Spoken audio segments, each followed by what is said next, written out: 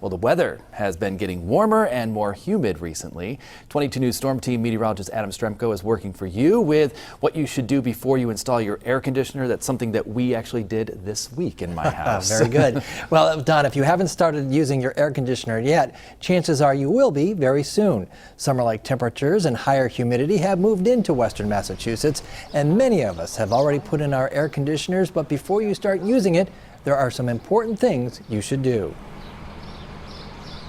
You want to make sure that your air filter has been cleaned every year in the spring.